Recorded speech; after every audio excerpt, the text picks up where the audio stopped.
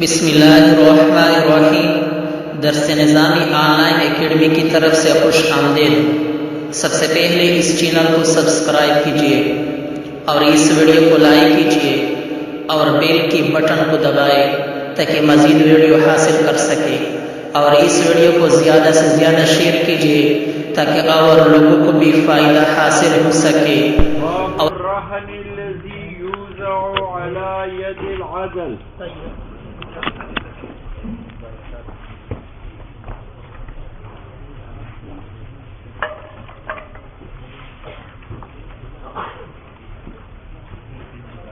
باب الرهن الذي يوزع على يد العدل، باب اس مرہونہ کی بیان میں جو رکھا جاتا ہے علی ید العدل، ثالث کے ہاتھ میں۔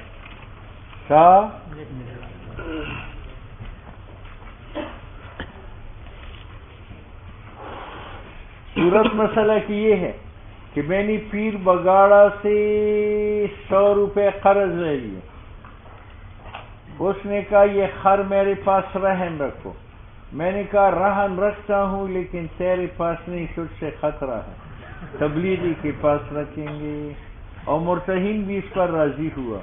تو میں راہین ہوں اور اس سے میں نے 100 روپے ادھار لے لیے، اور میں نے اور مرتہین نے اتفاقی رائے سے خر کس کے پاس رہن رکھا؟ تبلیغی کے پاس۔ ٹھیک ہے، یعنی کہ روزہ ختم ہو جائے تو کہتے یہ جائز ہے۔ یہ کیا ہے؟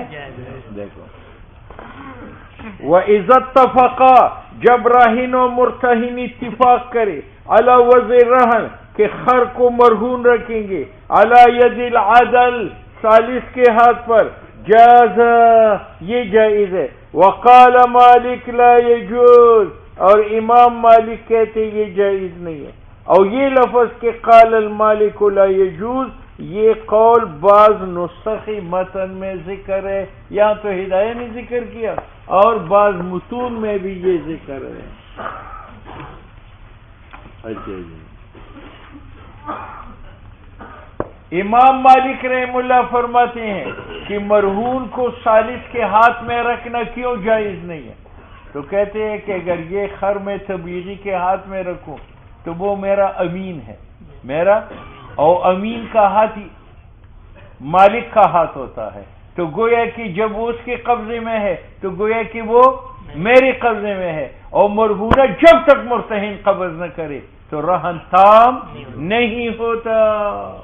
لأن ید العدل، تبلیغی کا ہاتھ، ید المالک، یہ تو راہن کا قبضہ ہے، ولہذا یرجع العدل علیہ، یہی وجہ ہے کہ عدل رجوع بالتاوان کرتا ہے راہن پر۔ یعنی اگر تبلیغی کے ہاتھ سے وہ خر کوئی لے جائے استحقاقاً کہ یہ میرا ہے، تو مجھ سے وہ اس کی جگہ جو مرہون بنائے گا وہ مجھ سے لے گا۔ فن عدم القبض، مرتہن کا قبض منعدم ہوا۔ بات سمجھ میں آ گئی؟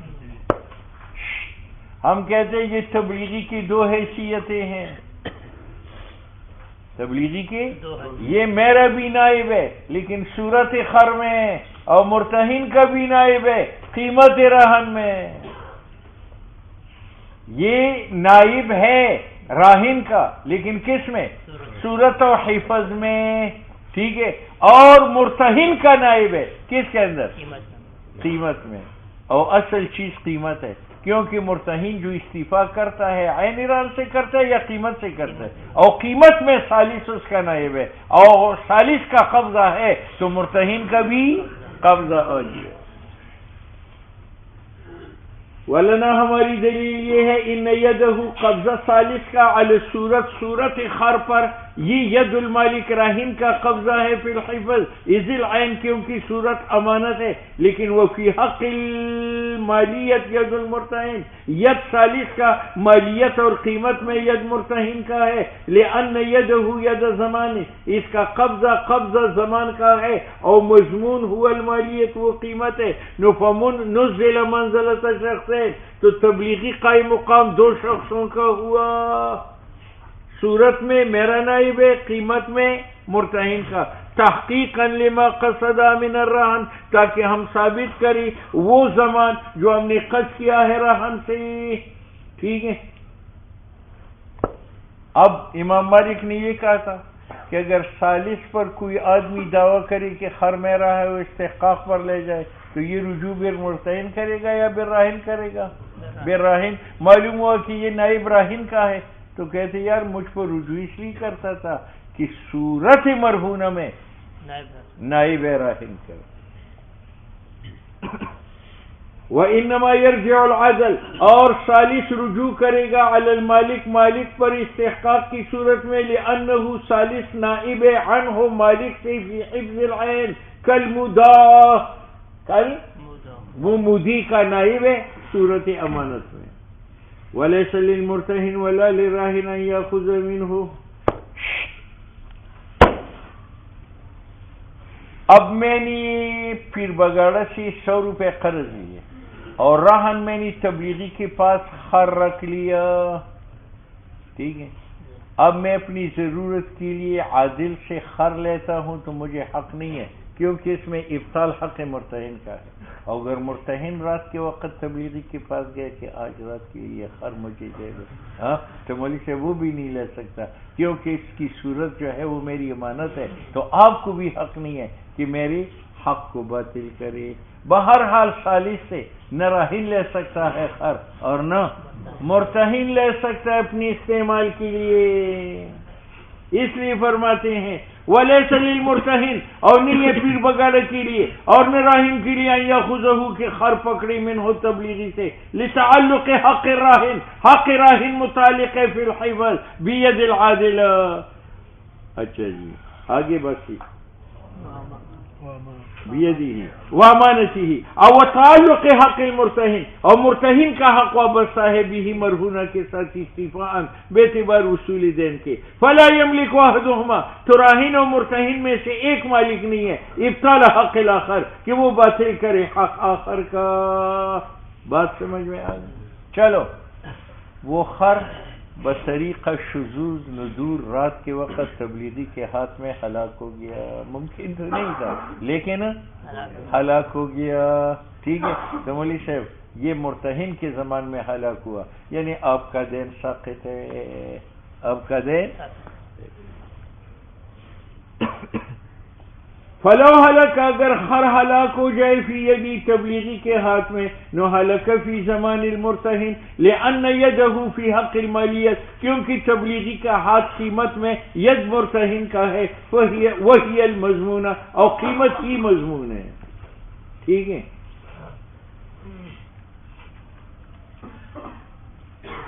سنو بھائی،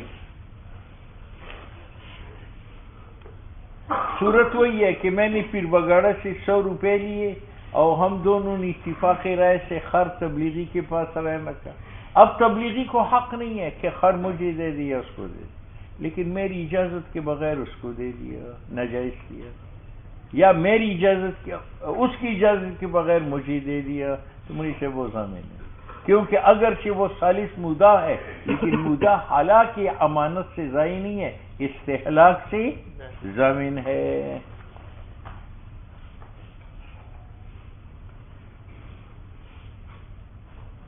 ولو دفع العدل، اگر ثالث خر دے دے راہن کو بغیر اجازت مرتہن کے یا مرتہن کو بغیر اجازت راہن کے ضمینہ، لأنہ کیونکہ ثالث مودع، یہ امین ہے راہن کا فی حق ذات، اور امین ہے مرتہن کا فی حق قیمت، وعہدہما، اور راہن و مرتہن اجنبی ہے عن الاخر دوسرے سے، اور مودع ضامن ہوتا ہے اگر امانت دے دی الی الاجنبی۔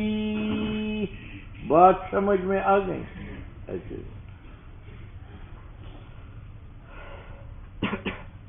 سنو، اب مولوی صاحب اس نے اس کو دے دیا تو یہ قیمت کا زمین ہوا، لیکن وہ قیمت اس کے ہاتھ میں امانت نہیں چھوڑی جائے گی، کیونکہ اس کی ایک مرتبہ بدیانتی خر میں ثابت ہو گئی کہ اس نے میری اجازت کے بغیر اس کو دے دی، تو اب اس کو امین نہیں گنا جائے گا، قیمت اس کے پاس، یہ معنی اس قول کا۔ وَإِذَا زَمِنَ الْعَدْلُ، اور جب ثالث ضامن ہو جائے قیمت مر ہونے کا، بعدما دفع احدہما، بعد اس کے کہ اس نے دیا تھا خر ایک کو، وقد استہلکہ المدفوع الیہ، اور ہلاک کیا تھا اس کو مدفوع الیہ جو راہن مرتہن ہے، یا ہلک بیدہ، نو لا یقدر ان یجعل القیمت رہنا فی یدہ، وہ اپنے ہاتھ میں قیمت نہیں رکھ سکتا، لأنہ یصیر قاضیا ومقضیا وبینہما تنافع۔ دیکھو اگر قیمت اس کے پاس رکھی جائے تو جب یہ قیمت کا ضامن ہو جائے تو قضا علی التبلیغی ہوا، اور جب وہ قیمت اسی کے پاس رکھا جائے تو یہ قضا للتبلیغی ہوا، تو تبلیغی مقضا علیہ بھی ہوا اور مقضا لہو بھی ہوا، اور ان میں منافات ہے، لأنہ یسیر قاضیا ومقضیا وبینہما تنافع۔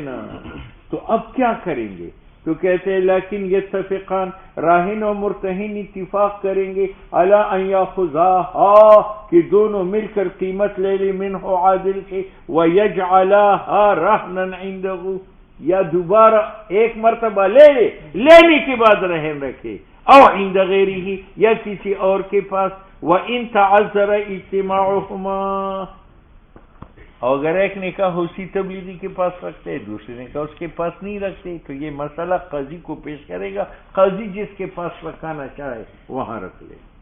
وَإِن تَعَذَّرَ اتِّفَاقُهُمَا يَرْفَعُ أَحَدُهُمَا إِلَى الْقَاضِي، ایک قاضی کے پاس جائے، لِيَفْعَلَ كَذَلِكَ، تاکہ قاضی یہ کام کرے کہ وہ قیمت یا اسی تبلیغی کے پاس رکھے یا کسی اور کے پاس۔ بات سمجھ میں آ گئی؟ اب تفصیل خود بخود عقلی ہے۔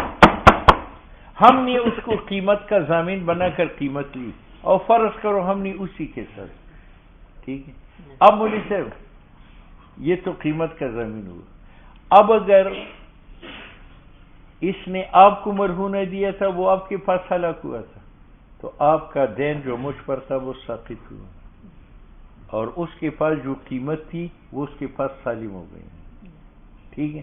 اور اگر اس نے مرہونہ مجھے دیا تھا اور میں نے ہلاک کر دیا تو آپ کا دین باقی ہے، تو وہ قیمت وہ آپ کو دے دے گا۔ بات سمجھ میں آئی؟ اس کے بعد وہ مجھ پر رجوع کرے گا کہ بھئی میں قیمت کا ضامن ہوا تھا، تمہیں دینے کی وجہ سے اس کی قیمت مجھے دے دو۔ صورت ذہن میں آ گئی؟ دیکھو، وَلَوْ فَعَلَ ذَلِكَ، اگر اس نے اپنے پاس قیمت رکھی، ثُمَّ قَضَى الرَّاهِنُ الدَّيْنَ، راہن دین ادا کرتا ہے، وَقَدْ ضَمِنَ الْعَدْلُ، اور عدل ضامن قیمت کا بسبب مرہونہ دینے کے، إِلَى الرَّاهِن، نو قیمت جو غلام کا عادل پر واجب ہے وہ سالمۃ لہو، اس کے پاس سالم رہی، لِوُصُولِ الْمَرْهُونِ إِلَى الرَّاهِن، مرہونہ تو میرے پاس پہنچ چکا تھا کیونکہ ہلاک ہو گیا، اور وہ وصول دین إِلَى الْمُرْتَهِن، مرتہن کو میں دین دے چکا ہوں، فلا يجتمع البدل والمبدل في ملكنا واحد۔ اچھا، او كان ضمنها بالدفع الى المرتهن، اور اگر ثالث ضامن ہوا تو اس لیے کہ اس نے غلام دیا تھا مرتہن کو، نو راہن باخذ القیمت، یاخذ القیمت منه، راہن اس کی قیمت لے گا، لان العین، کیونکہ خر اگر وہ قائم تھا اس کے ہاتھ میں اور راہن دین دیتا، نو یاخذو، وہ خر لیتا، اذا ادى الدین، نو فکذالک یاخذو ما قام مقامها، جب راہن دین دے دے تو اسی طرح وہ قیمت لے گا جو خر کی قائم مقام ہے۔ اچھا جی، اولا جمع، او جمع نہیں ہے بین البدل والمبدل، کیونکہ میں نے قیمت لی، مرہونہ تو نہیں لیا، مرہونہ تو اس نے مجھے نہیں دیا تھا، کس کو دیا تھا؟ مرتہن کو۔ وَإِذَا وَكَّلَ الرَّاهِنُ الْمُرْتَهِنَ أَوِ الْعَدْلَ أَوْ غَيْرَهُمَا بِبَيْعِ الرَّهْنِ عِنْدَ حُلُولِ الدَّيْنِ فَالْوَكَالَةُ جَائِزَةٌ، میں نے اسے 100 روپے لیے، اس کے پاس غلام رہن رکھا، اور 100 روپے لیے رمضان کی پہلی تاریخ کو، تاریخ آئی، پیسے میرے پاس نہیں تھے، تو میں نے مرتہن کو وکیل بنایا، جاؤ سالس کے ہاتھ میں غلام بیچو، یا سالس کو وکیل بنایا کہ جاؤ اس کو بیچو، قرض ادا کرو، تو یہ توکیل بالبیع کیا جائز ہے۔ وَإِذَا وَكَّلَ الرَّاهِنُ، جب راہن وکیل بناتا ہے مرتہن کو یا ثالث کو، غیرہما ببیع الرہن کی مرہونہ بیچو، عند حلول دین، جب دین کی ادائیگی کا وقت ہو، تو فالوکالۃ جائز، کیونکہ یہ توکیل ہے ببیع مالی، ساتھ بیچنے اپنے مال کے، مرہونہ میرا مال تھا، میں نے وکیل بنایا کہ اس کو بیچو۔ وَإِن شُرِطَتْ فِي عَقْدِ الرَّهْنِ فَلَيْسَ لِلرَّاهِنِ أَن يَعْزِلَ الْوَكِيلَ وَإِنْ عَزَلَهُ لَمْ يَنْعَزِلْ،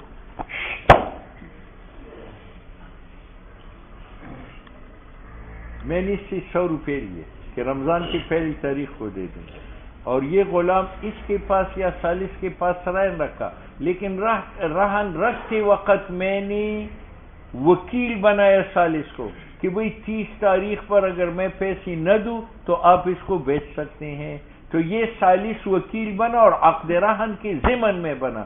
اب یہ وکالت اتنی لازم اور مضبوط ہے کہ اگر میں معزول کرنا چاہتا ہوں تو نہیں کر سکتا، اگر میں نے معزول کر بھی لیا یہ معزول یہ وقت آنے پر غلام بیچ سکتا ہے اور دین اتار سکتا ہے۔ یہ معنی ہے وَإِن شُرِطَتْ، اگر شرط کی گئی وکالت بالبیع فی عقد الرہن نو فلیس للراہن، راہن کا حق نہیں ہے ان یعزل الوکیل کہ وکیل کو معزول کرے، او ان عزلہ، او اگر معزول کر بھی لے نو لم ینعزل، وہ معزول نہیں ہوتا، لأنہ لما شرطت، کیونکہ عقدی وکالت جب شرط ہو گیا فی ضمن عقد الرہن نو صار وصفا من اوصافہ، یہ توکیل وصف بنا اوصاف عقد الرہن میں سے، وحقا من حقوقہ، اور یہ توکیل بالبیع حق بنا حقوق عقد الرہن میں سے۔ الا ترى، تم نہیں دیکھتے، انہ لزیادت الوثیقۃ، کہ عقد رہن بھی زیادتی مضبوطی دینے کے لیے ہے، نو فیلزم، تو عقد وکالت لازم ہے، بلزوم اصلی، بسبب لازم ہونے عقد رہن کے، وَلِأَنَّهُ تعلق، دوسرے کہ میں معزول کروں اس کو تو وہ معزول اس لیے نہیں ہوتا کہ وکیل اور اس کی توکیل کے ساتھ مرتہن کا حق وابستہ ہے، حق یہ ہے کہ وہ بیچے اور اس کی دین کو ادا کرے، ٹھیک ہے۔ تو اب اگر میں اس کو معزول کروں تو اس میں ابطال ہے، کس کا؟ حق مرتہن کا، اور کسی کو حق نہیں ہے کہ دوسرے کے حق کو کیا کرے؟ باطل کرے۔ وَلِأَنَّهُ، یہ وکیل تعلق به حق المرتہن، اس کے ساتھ حق مرتہن کا وابستہ ہے کہ وہ بیچ کر پیسے ادا کرے۔ وفی العزل، اب اگر ہم اس کو معزول سمجھے نو اطواء حقہ، اس میں اہلاک حق مرتہن کا، وصار کالوکیل بالخصومت بطلب المدعی۔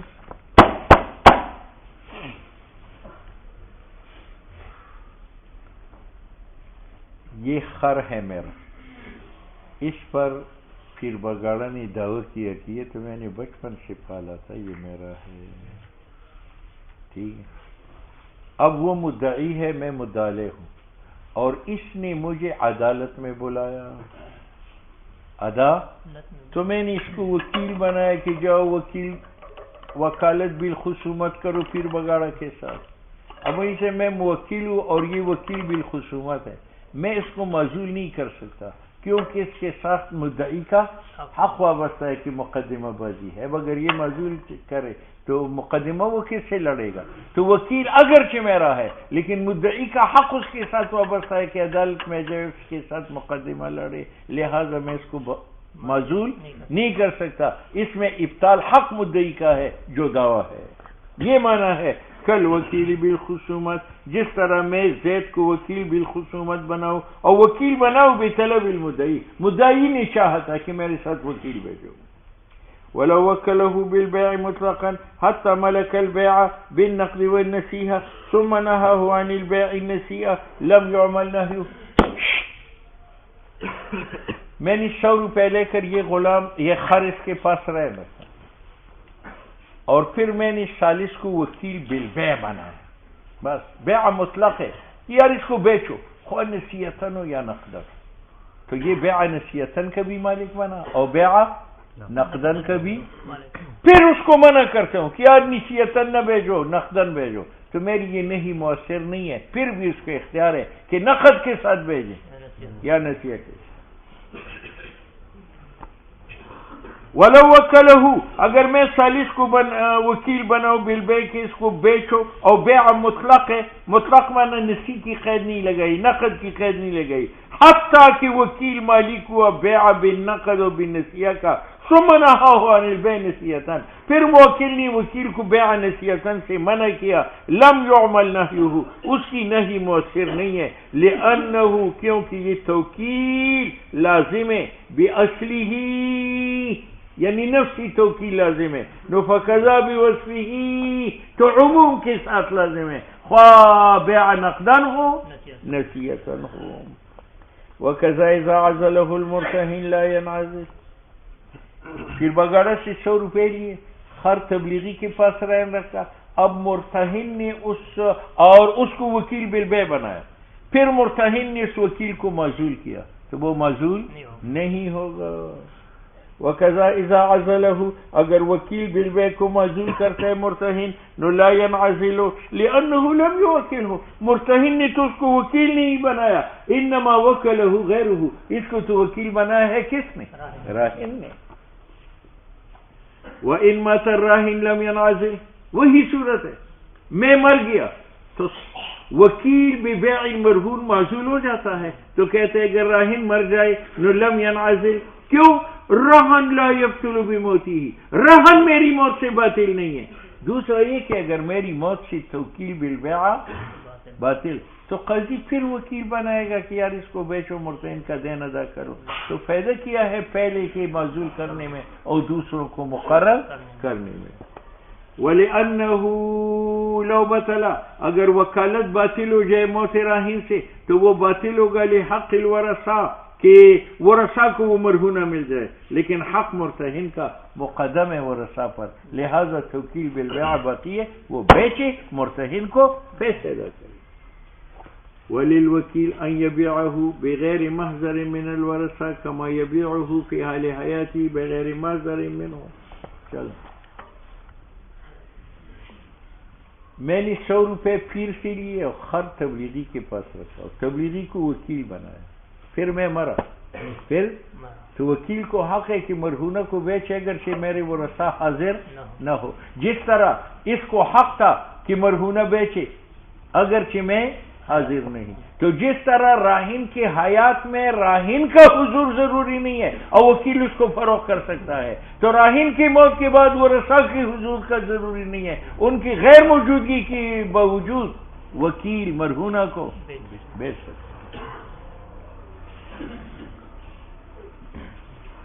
ولیلوکیل، وکیل کا حق ہے ان یبیعہ کہ وہ مرہونہ کو بیچے بغیر محضر من الورثہ اگرچہ ورثہ حاضر نہیں ہے، کما یبیعہ جس طرح وکیل مرہونہ بیچ سکتا ہے فی حال حیاتی ہی بیچ حال حیات راہن کے بغیر محضر من الراہن. وَإِن مَاتَ الْمُرْتَهِنُ، چلو وہی صورت، میں نے پیر سے 100 روپے لیے اور خر تبلیغی کے پاس رہن رکھا اور مرتہن مردار ہوا، مرتہن مردار، شہادت تو اس کی قسمت میں یہ مردار ہو گیا تو مولوی صاحب وہ رہن بحال ہے، رہن اور توکیل بحال ہے. وَإِن مَاتَ الْمُرْتَهِنُ، اگر مرتہن مر جائے نفل وکیل علی وکالته لأن العقد لا يبطل بموتهما، کیونکہ عقد وکالت جو ہے اور رہن وہ باطل نہیں ہے راہن اور مرتہن کی موت سے، ولا بموت احدہما، فیبقى وہ عقد رہن باقی ہے بحقوقه واوصافه، اور عقد رہن کی حقوق و اوصاف میں سے کون ہے؟ عقد توکیل، تو وہ بھی باقی ہے. وَإِن مَاتَ الْوَكِيلُ، میں نے پھر بگاڑا سے 100 روپے لی اور یہ خر تبلیغی کے پاس رہن رکھا اور لاہوری کو ہم نے وکیل بنایا تھا کہ جب رمضان کی پہلی تاریخ آ جائے تو آپ اس کو فروخت کریں. اب مولوی صاحب لاہوری نے علی اجویری کا حلوہ کھا کر ختم ہو گیا، پیٹ پھٹ گیا تو وکالت ختم ہے. اور اگر اس کا بیٹا کہیں باپ وکیل تھا میں وکالت کروں گا تو وہ نہیں ہے، اس پر اعتماد ہے، اس کے بیٹے پر. وَإِن مَاتَ الْوَكِيلُ، اگر وکیل مردار ہو جائے انتقضت الوکالت، وکالت ٹوٹ جاتی ہے، ولا یقوم وارثہ، اور وکیل کا بیٹا قائم نہیں ہے، ولا وصیہ، نہ وکیل کا نگران قائم ہے مقام اس کی جگہ، کیوں؟ وکالت میں جاری نہیں ہے ارث. دوسرا یہ کہ موکل راضی تھا برائے لاہوری کی رائے پر، لا برائے غیرہ. اور امام یوسف سے یہ ہے ان وصی الوکیل یملک بیعہ، اگر وکیل مرتے وقت اپنا نگران مقرر کرے تو وکیل کا جو نگران ہے وہ مالک ہے بیعہ کی مرہونہ کو بیچے، کیونکہ وکالت لازم ہے. فیملکہ الوصی کل مضارع بزامہ تھا. کل دیکھو میں نے لاہوری کو 1,00,000 روپے دے دیے کہ مضاربت کرو بے نصف، یعنی نصف کمائی آپ کی نصف میری. اس نے وہ ₹1,00,000 کی لوٹے خریدے، اور جب وہ پیسے لوٹے بن گیا تو لاہوری مر گیا، تو لاہوری کے جو وارث ہے وہ مضارب ہے، وہ لوٹوں کو بیچیں گے. تو جس طرح مضارب کی مرنے سے مضاربت باطل نہیں ہے بلکہ اس کا وارث مضارب بن جاتا ہے، تو اسی طرح وکیل کی مرنے سے وکالت باطل نہیں ہے، اس کا وارث وکیل بنے گا. کل مضارب اذا مات، مضارب جب مرتا ہے بعد ما صار راس المال آیانا، بعد اس کے کہ وہ ₹1,00,000 لوٹے بن گئے تھے، یملک وصی المضارب بیعہا، مالک ہے کہ وصی کا مضارب کا وصی جو ہے اس کو بیچے، لما انہ لازم، کیونکہ مضاربت لازم ہے، بعد ما صار آیانا، بعد اس کے کہ وہ لوٹے بنی. ٹھیک ہے. ہم کہتے ہیں کہ ایک وکالت ہے، ایک مضاربت ہے. مضاربت میں مضارب کا فائدہ ہے، کیونکہ لوٹی بک جائے تو اس کو آدھا نفع ملتا ہے یا نہیں. تو مضاربت میں حق اس کا ہے، اور جب صاحب حق مرے تو اس کا حق ورثہ کو ملتا ہے، اس لیے مضاربت ورثہ کو ملا. اور توکیل بالبیع میں وکیل کا فائدہ ہے یا مشقت ہے؟ تو وہ حق علیہ ہے، وہ حق، اور جو حق میت پر ہو وہ حق وارث پر نہیں ہے. یہ فرق ہے دونوں. کل ہم کہتے ہیں کہ توکیل حق لازم ہے لیکن علی الوکیل، اور اس جاری ہے فیما اس مضاربت میں لاؤ جو مضاربت کے حقوق میں سے ہے. بات سمجھ میں گئی؟ بخلاف المضاربت لأنها حق المضارب، وہ حق ہے مضارب کا، اس میں نصف ربا ہے. ولیس للمرتہن ان یبیعہ الا برضاء الراہن. میں نے پیر بگاڑا سے ₹100 لے لی اور اس کے پاس خر رہن رکھا. اب مرتہن نے دیکھا کہ وہ خر لات مارتا ہے تو یہ جا کر منڈی میں فروخت کرتا ہے. تو مرتہن کو حق نہیں ہے کہ راہن کی اجازت کے بغیر مرہونہ کو بیچے. ولیس للمرتہن، اور نہیں ہے حق مرتہن کا یبیعہ کہ مرہونہ بیچے الا برضاء الراہن، جب تک راہن رضامند نہ ہو. لأنہ ملکہ، کیونکہ مرہونہ راہن کا ملک ہے. وما رضی ببیعہ، اور مالک رضامند نہیں ہے اس کے بیچنے کے ساتھ. ٹھیک ہے. اسی طرح ولیس للراہن، راہن کا حق نہیں ہے یبیعہ کہ خر کو بیچے الا برضاء کیوں؟ مرتہن احق، زیادہ حقدار ہے بیمالیتی، خر کی قیمت کے ساتھ من الراہن. فلا يقدر الراہن، تو راہن قادر نہیں ہے علی تسلیمہ بالبیع، اس کو بیچ کر مشتری کو تسلیم کرے. بھائی وہ بن سکتا ہے جو مبیع کی تسلیم پر قادر ہے، اور راہن مرہونہ کی تسلیم پر قادر ہے، وہ تو مرتہن کے پاس. وَإِنْ حَلَّ الْأَجَلُ وَأَبَى الْوَكِيلُ الَّذِي فِي يَدِهِ الرَّهْنُ أَنْ يَبِيعَهُ وَالرَّاهِنُ غَائِبٌ أُجْبِرَ عَلَى بِيعِهِ. صورت یہ ہے کہ میں نے پیر بگاڑا سے ₹100 لیے اور خر ہم نے تبلیغی کے پاس رہن رکھا، اور تبلیغی کو وکیل بنایا کہ پہلی رمضان کو یہ بیچو. اب رمضان کی پہلی تاریخ آیا تو جناب پیر بگاڑا اللہ کے راستے میں تبلیغ میں گیا ہے، مرتہن غائب ہے، اور ثالث انکار کرتے کہ میں نہیں بیچا، تو قاضی جو ہے وہ لوٹا اٹھا کر ٹھا بجائے گا کہ بیچو اور پیسے وصول کرو، جب مرتہن آئے گا تو دے دو. ٹھیک ہے یا نہیں؟ اس کو لوٹا سے مارو، اس سے اس کو تکلیف نہیں ہوتی. فَإِنْ حَلَّ الْأَجَلُ، دین کی ادائیگی کا وقت آیا، وَأَبَى الْوَكِيلُ، اور انکار کیا تبلیغی نے جس کے ہاتھ خر ہے، أَنْ يَبِيعَهُ بیچنے سے، وَالرَّاهِنُ غَائِبٌ، اور راہن غائب تھا، مرتہن نہ راہن غائب ہے، نو أُجْبِرَ عَلَى بِيعِهِ، اس کو مجبور کیا جائے گا اس کے بیع پر. لما ذکرنا من الوجہین فی لزومہ، کیونکہ ہم پہلے 2 دلیل بیان کر چکے ہیں کہ یہ توکیل تابع ہے رہن کا، اور رہن لازم ہے تو توکیل بھی لازم ہے. وَكَذَلِكَ الرَّجُلُ يُوَكِّلُ غَيْرَهُ بِالْخُصُومَةِ وَغَابَ الْمُوَكِّلُ. پہلے مسئلہ گزر چکا تھا کہ یہ میرا غلام ہے، پیر بگاڑا نے کہا کہ یہ میرا ہے، تو وہ مدعی بنا، میں مدعی بنا. ٹھیک ہے. اس کے بعد میں نے اس کو وکیل بالخصومت بنایا کہ عدالت میں جاؤ پھر بگاڑا سے مقدمہ لڑو، اور موکل خود تبلیغ میں چلا گیا. اب وکیل کہتے ہیں میں مقدمہ نہیں لڑتا، تو قاضی اس کو مجبور کرے گا کیونکہ مرتہن یہ مدعی کا حق اس کے ساتھ وابستہ ہے. وَكَذَلِكَ رَجُلٌ مَّن يُوَكِّلُ غَيْرَهُ، تبلیغی کو وکیل بنایا بالخصومت، وغاب الموکل، اور خود اللہ کے راستے میں چلا گیا، فَأَبَى أَن يُخَاصِمَ، اب وکیل نے انکار کیا خصومت سے، نو اجبر علی الخصومت للوجہ ثانی، وجہ ثانی یہ ہے ان فیہ، اس انکار میں اطفاء الحق، مدعی کا حق باطل ہوتا ہے. بات سمجھ میں؟ ہاں. میں نے پھر بگاڑوں کو وکیل بنایا کہ میرا یہ خر تو فروخت کرو، اس نے کہا کر لوں گا. اس کے بعد میں تبلیغ پہ چلا گیا. اب یہ کہتے ہیں میں نہیں فروخت کرتا، تو قاضی اس کو مجبور نہیں کرے گا. قاضی کیونکہ موکل موجود ہے، اگر یہ نہیں بیچتا وہ خود بیچے، خود نہیں بیچتا کسی اور کو وکیل بنا لے. بخلاف وکیل بالبیع رہن کے علاوہ، لأن الموکل یبیع بنفسہ، کیونکہ موکل خود اس کو بیچ سکتا ہے، فلا یطوی حقہ، تو موکل کا حق باطل نہیں ہے. اما المدعی، لیکن اگر آپ مجھ سے طلب کریں کہ وکیل بالخصومت بناؤ اور میں غائب ہو جاؤں اور وکیل انکار کرے، تو مولوی صاحب اس کو مجبور اس لیے کیا جائے گا کہ اس میں تو حق کا، اگر اس نے انکار کیا تو آپ اپنے سے مقدمہ لڑ نہیں لڑ سکتے. ہر چی مدعی ہے وہ قادر نہیں ہے دعوی پر، اور مرتہن مالک نہیں ہے اس کی بیع کا بھی نفسی ہی، تو اگر توکیل مشروط پہ عقد رہن نہ ہو، انما شرط، بس. توکیل بالبیع کی دو قسم ہیں. ایک وہ توکیل ہے جو عقد رہن کے ضمن میں شرط ہو، وہاں تو وکیل انکار نہیں کر سکتا. اور ایک وہ توکیل بالبیع ہے جو عقد رہن سے جدا ہو اور مؤخر ہو. اس صورت میں اگر وہ انکار کرے تو اختلف ہوتی ہے.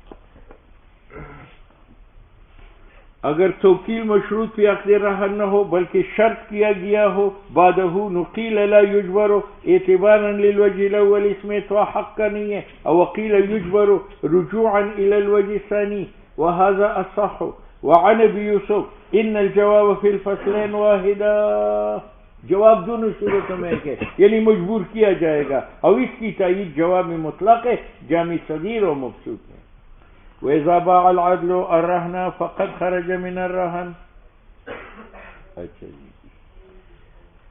اور وَالثَّمَنُ قَائِمٌ مَقَامَهُ. صورت مسئلہ کی یہ ہے کہ میں نے پھر بگاڑا سے 100 روپے لیے اور رہن میں نے رکھا تبلیغی کے پاس.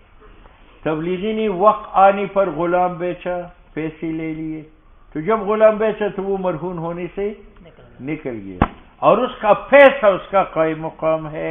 پہلے خر مرہون تھا، اب پیسہ مرہون ہے. وَإِذَا بَاعَ الْعَدْلُ، جب ثالث فروخت کرتا ہے الرہن، نو فقد خرج من الرہن، وہ رہن سے نکلا، اور وَالثَّمَنُ قَائِمٌ مَقَامُهُ، اس کی قیمت قائم مقام ہے. فَكَانَ رَهْنًا، وہ قیمت رہن ہے. وَإِن لَمْ يَقْبَضْ بَعْدُ، اگرچہ اس نے ابھی تک قبض نہ کیا ہو. کیوں رہن ہے؟ لقیامہ ثمن قائم ہے، مقام ما کان مقبوضا، مکان اس خر کی جو مقبوض تھا. او اذا طوا نہ کان مال المرتہن، اور اگر وہ قیمت ہلاک ہو جائے تو مرتہن کا دین ساقط ہوگا، کیونکہ عقد رہن باقی ہے ثمن میں، کیونکہ ثمن قائم مقام مبی مرہون کا ہے. بات سمجھ میں آ گئی؟ اسی طرح میں نے 100 روپے لیے، 100 کا غلام رہن رکھا، وہ غلام تبلیغی نے قتل کر دیا، تو مولوی صاحب قتل سے وہ غلام تو رہن سے نکل گیا، لیکن وہ جو دیت ہے، قیمت ہے، وہ اس کا قائم مقام مرہون ہے. وَكَذَا، اسی طرح اذا قتل العبد الرہن، جب عبد مرہون قتل ہو جائے تو وہ تو رہن سے نکل گیا. وغرم القاتل قیمته لأن المالک یستحقه من حیث المالیت، کیونکہ مالک مستحق غلام کا تھا قیمت کے اعتبار سے، اگرچہ بدل دم کا ہے وہ قیمت. فاخذ حکم زمان المال، تو اس دیت نے زمان قیمت کا لے لیا فی حق المالک، فبقي عقد الرهن. وكذلك لو قتله عبد ودفع به، میں نے آپ سے 100 روپے لیے، یہ غلام رہن رکھا آپ کے پاس، تبلیغی کی اس غلام نے اس کو قتل کیا، تو قاضی نے کہا یہ قاتل مقتول کی جگہ رکھو، تو پھر بگاڑا کو عبد قاتل دے دیا گیا، تو قتل کی وجہ سے یہ رہن سے نکل گیا، لیکن وہ مرہون ہوا کیونکہ اس کا قائم مقام ہے۔ وَكَذَلِكَ لَوْ قَتَلَهُ، عبد مرہون کو قتل کرتے عبد، فَدُفِعَ، عبد قاتل دیا جاتے بھی مقتول کے بدلے، لِأَنَّهُ، کیونکہ عبد قاتل قائم مقام اول کا، لَحْمًا وَدَمًا، لحمن۔ وَإِنْ بَاعَ الْعَدْلُ الرَّهْنَ فَأَوْفَى الْمُرْتَهِنُ الثَّمَنَ ثُمَّ اسْتُحِقَّ الرَّهْنُ فَزَمِنَهُ الْعَدْلُ كَانَ بِالْخِيَارِ إِنْ شَاءَ زَمَنَ الرَّهْنِ۔ یہ صورت سمجھو، میں نے اس سے 100 روپے لیے رمضان کی پہلی تاریخ، اور یہ خر رہن رکھا تبلیغی کے ساتھ۔ رمضان کی پہلی تاریخ آئی اور اس نے غلام بیچ دیا، غلام بیچ دیا، پیسے آپ کو دی یا مجھے دے، بعد میں وہ غلام مشتری سے کسی نے لے لیا گیا تو میرا ہے، یہ تو مشتری کے لیے قیمت کا ضامن ہے یا نہیں؟ مشتری سے جو قیمت 40 نے لی تھی یہ مشتری کو قیمت دے گا، خود کیا کرے گا؟ تو اگر اس نے مرہونہ کے پیسے مجھے دیے تھے، ٹھیک ہے، تو وہ مجھ سے لے گئے، اور اگر آپ کو دے دیے تھے، ٹھیک ہے، تو آپ کا دین ساقط ہوا، دین۔ وَإِنْ بَاعَ الْعَدْلُ الرَّهْنَ، ثالث نے مرہونہ کو بیچا، فَأَوْفَى الْمُرْتَهِنَ الثَّمَنَ، پھر بگاڑا کو اس کے پیسے دے دیے، ثُمَّ اسْتَحَقَّ الرَّهْنُ، اور پھر رہن پر دعویٰ حق کا کیا گیا، فَزَمِنَهُ الْعَدْلُ، تو مشتری کے لیے عدل نے ضمان دیا، تو یہ عادل بالخیار ہے، انشاء اگر چاہے زمن الراہن قیمتہ، ضامن کری راہن کو اس کی قیمت کا، اور انشاء زمن المرتہن، اس ثمن کا آتا ہو جو اس کو دیا ہے، ولیس لہ، عادل کا نہیں ہے، ایو زمن غیرہ، کہ راہن اور مرتہن کے علاوہ کسی اور کو پکڑ لے۔ بات سمجھ میں آ گئی؟ اب آؤ وکشف ھذا، اس کی تفصیل سنو۔ ان المرہون المبیع، وہ مرہون جو بیچا گیا ہے، اذا استحق، جب اس پر دعویٰ حق کا کیا گیا، اما یکون حالکا او قائما، جب دعویٰ حق کا کیا گیا یا وہ معدوم ہوگا یا موجود ہوگا، ففی الوجہ الاول، وجہ اول کون سا ہے کہ وہ معدوم ہے۔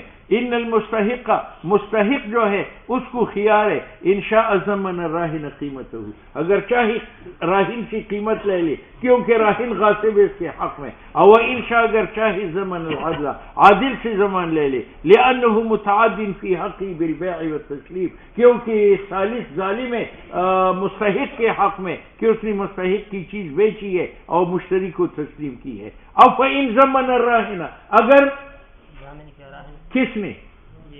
مستحق نے، نفذ البیع، کیوں؟ میں نے قیمت ادا کر میں اس غلام کا مالک بنا، جب مالک بنا تو ثالث نے چکیہ بیچ دیا، وصح الاقتضاء، اور مرتہن کو جو پیسے دیے ہیں وہ ٹھیک ہے، اس کا دین اتر جائے گا، لأنہ، کیونکہ راہن ملکہ غلام کا مالک بنا بے اداء الزمان، تو ظاہر ہوا ان امرہ ببیع ملک نفسہ، کہ راہن نے جو ثالث کو حکم دیا یہ بیچو، اس نے اپنے ملک کے بیچنے کا حکم دیا ہے، ٹھیک ہے۔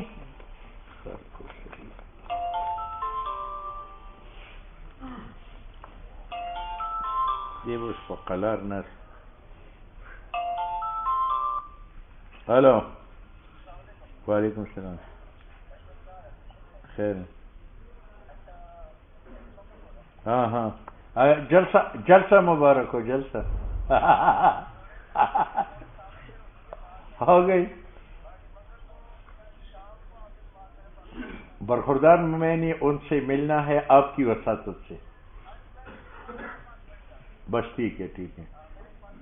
میں تو بہت پریشان تھا، میں نے کہا یار وہ صابر بار بار رابطہ کرتا ہے۔ اچھا اچھا اچھا اچھا اچھا، وہ پٹھانوں کے پاس تو میں پرسوں گیا تھا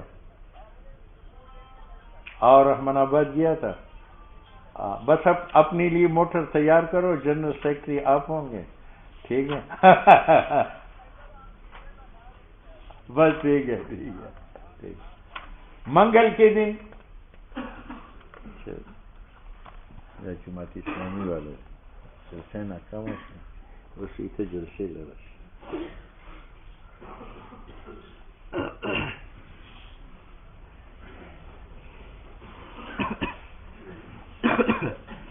وإذا زمن العدل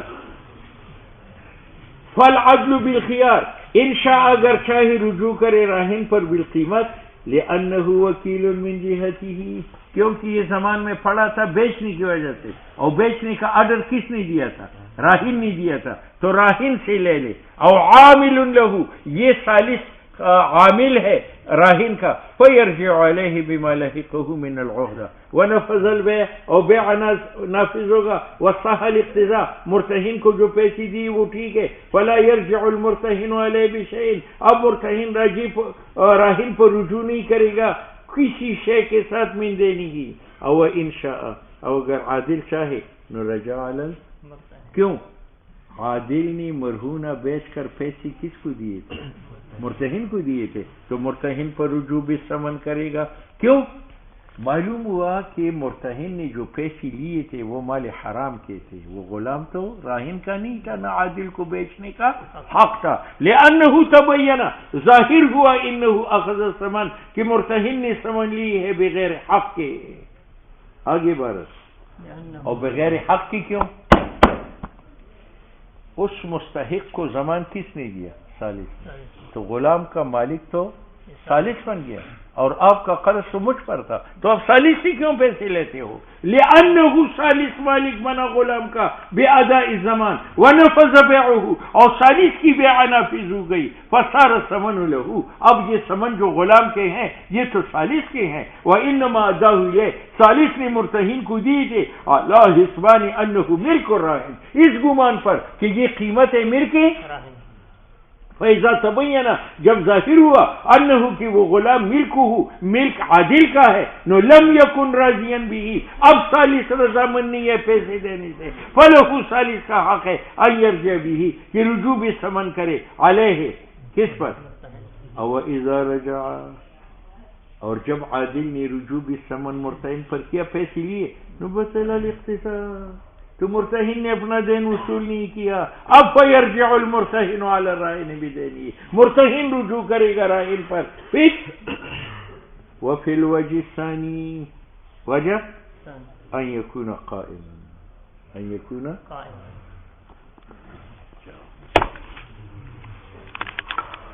لا والله